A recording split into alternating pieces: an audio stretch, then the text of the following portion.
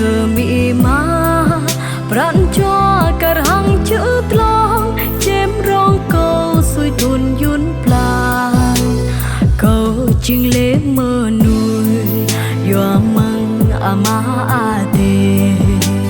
hằng yoa mi ma tle tlan tân na prem la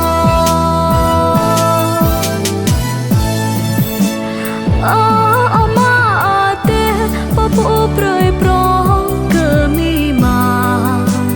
prơi cao tháo loại của cả hàng xa chùa ana sa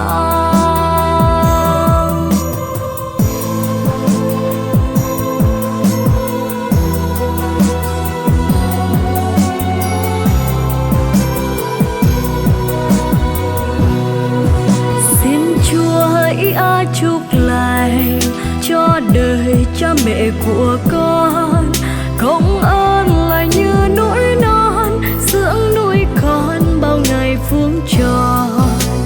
con sinh đến trong đời an vui khi có ơn trời và ơn cha mẹ suốt đời coi nhẹ khổ đau.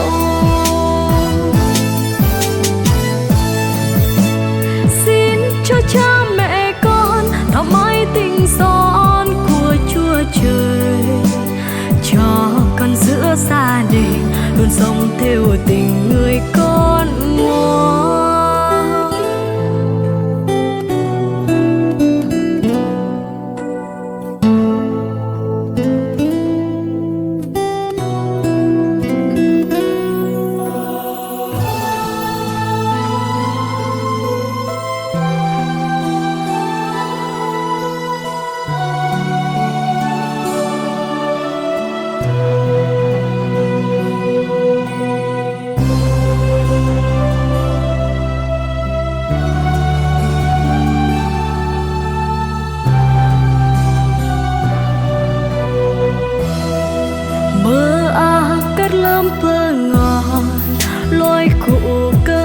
Mị ma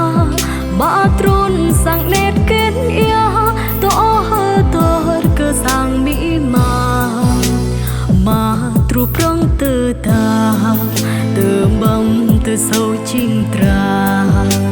mà thọ a tai bu thọ phật cơ mị ma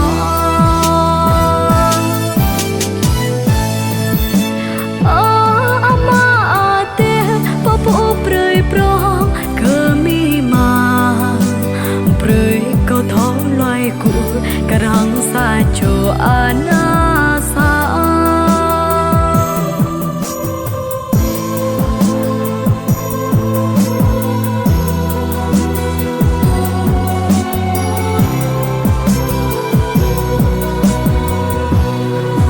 an vui cũng như đau buồn luôn đẹp tấm lòng mẹ cha ai qua là bao chốn xa thấy đâu vui cho bằng mái nhà mai con lớn lên rồi ra đi tung cánh trong đời dù xa vô bờ vẫn nặng nhớ tình mẹ cha. Xin cho cha mẹ con thắm mãi tình son của Chúa trời, cho con giữa gia đình luôn sống theo tình